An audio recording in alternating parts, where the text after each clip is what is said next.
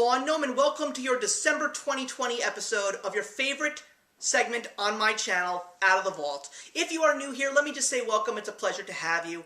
And for all of you returning, especially if you have been watching since the very beginning, welcome to the 96th episode. That's right. We are over 95 episodes in on this segment on my channel that was just developed on a whim and just given me an opportunity to just talk about everything that is Disney animation. So it is quite awesome to know that in 2021 we will be crossing the 100 episode threshold, and there is still so many more episodes of Out of the Vault to go. Would it have been cool to actually see this happen before my entire channel changes its format in 2021? Yeah, it would have been cool, but not everything does happen the way we like it, although for some strange reason in the last 10 years here on my channel, a lot of things actually did, and that's just kind of weird. So, one of the things that I'm unfortunately here to say that didn't happen was I was hoping that today we would be talking about the newest installment in the Disney Pixar library, which is Soul. But unfortunately, due to the coronavirus pandemic, it did not go to theaters, and it is going to be going to Disney Plus on Christmas Day, and I will not be subscribing to Disney Plus, but I did hear that Soul will be coming to Blu-ray and DVD, so expect a review for Soul in 2021, God willing. So, to fill this gap, we're going to take a look at the movie that some people say Soul sort of was born out of the vein of, so to speak. And that is a movie that I've actually already reviewed on my channel as well, because when I did review this Pixar film, I wasn't actually sharing Pixar films on Out of the Vault, so we've been doing a little bit of rewatching over these past few years because of Pixar's installment into the Out of the Vault program. So we're going to go back and take a look at the 2015 Pixar film, the 15th Disney Pixar film, Inside Out, the story of a girl named Riley's head. Yeah, you heard me correct. It's about the emotions inside this girl's named Riley's head and how they cope with a stressful situation of moving from Minnesota to San Francisco. So, before we actually talk about this movie for the second time, and believe me, it's been a while, let's take a look at how I actually rated this film. I don't feel it's the best one.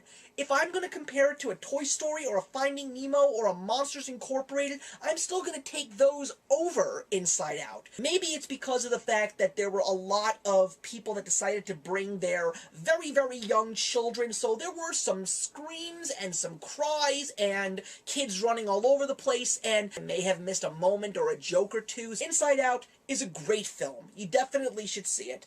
I'm going to give it 3.5 out of 4. If I'm going to be 100% honest with you guys, that's exactly where we're going to stand. There is no real change to my attitude about this film, but one of the few things that I will do is I will overemphasize a couple of things.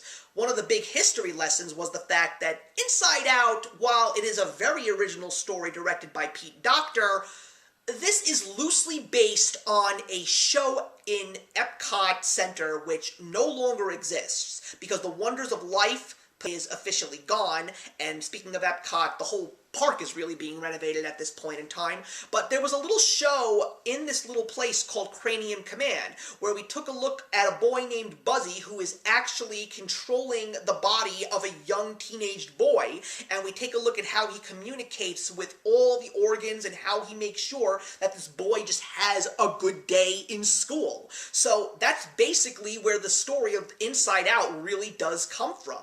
We also have a stellar voice cast in regards to the 5 emotions that we see in Riley's head, which are joy, sadness, fear, anger, and disgust, and they are played by Amy Poehler, Phyllis Smith, Bill Hader, Mindy Kaling, and Lewis Black. Each and every one of them does a great job as each of these emotions. It was definitely the perfect voice casting for each of them. But the 2 unsung heroes in this movie, even though they really do not have a large role, are Riley's parents, who are voiced by Kyle MacLachlan and Diane Lane. And we really do see so many extra layers of Riley through her parents. As a matter of fact, we also get one of the best moments of the film through the parents, which is the scene where they're trying to understand why Riley isn't doing so well after her first day of school, and we see the two brains of the father and the mother trying to communicate with each other, and it is just absolutely hilarious, and a lot of adults can really relate to that.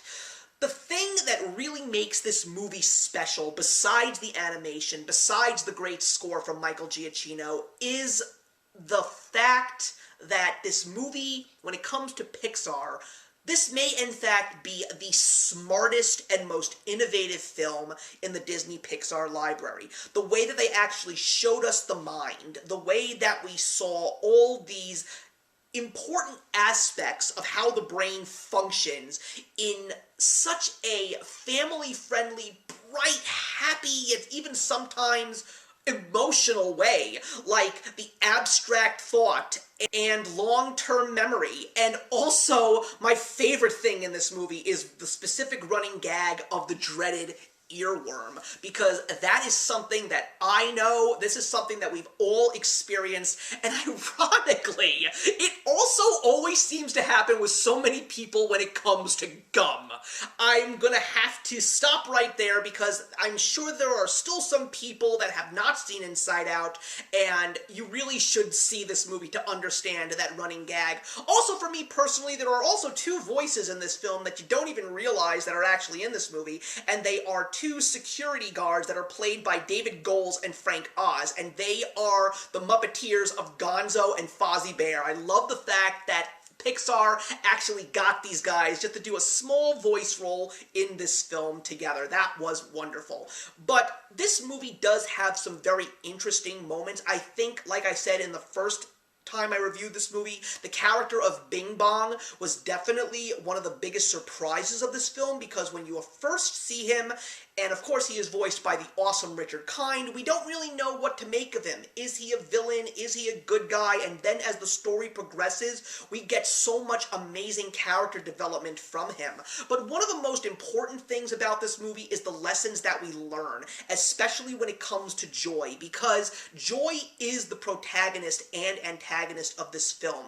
Her intentions are good. All she wants is to keep Riley happy, but what she needs to understand is that life isn't always happy, and that emotions like sadness, emotions like disgust and anger and fear, they are so essential to making a person absolutely complete, because when joy and sadness are not in headquarters and Riley is without those two specific emotions, we see the type of person that Riley becomes, a kid that actually suffers from depression, suffers from the unwillingness to share, the fact that there is so much boiling up inside her before she actually pops and takes drastic actions. There's so many things about the inner workings of the mind that we truly do take away from this movie.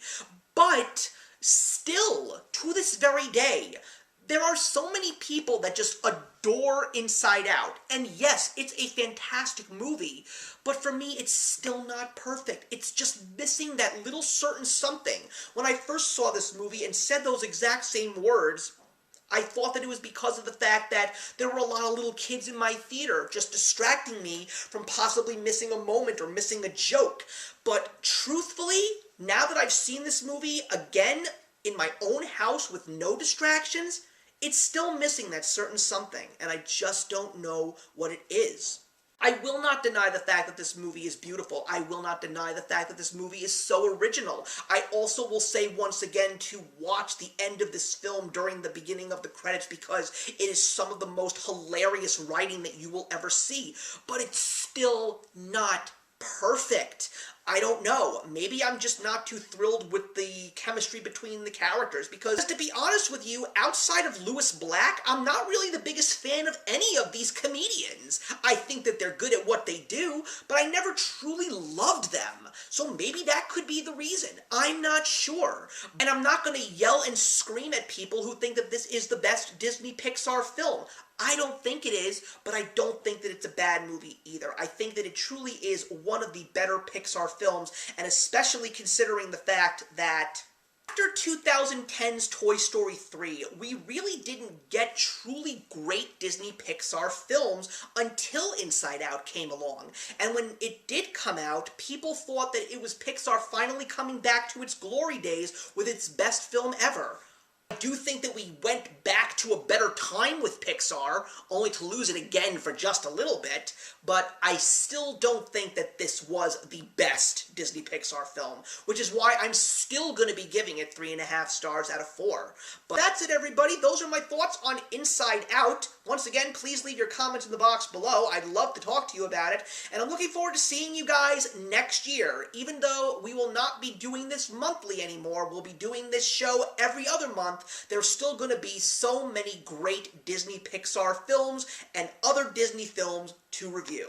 But until then, I will see you in the next one. Hey, thank you so much for stopping by my channel today. If you're new here and want to see more of what my channel has to offer, please click on the link to my last video, or hit that subscribe button to be kept up to date with all of my uploads. Content of all sorts is posted here quite often, so trust me, you do not want to fall behind. I will see you in the comments, and actions speak louder than words.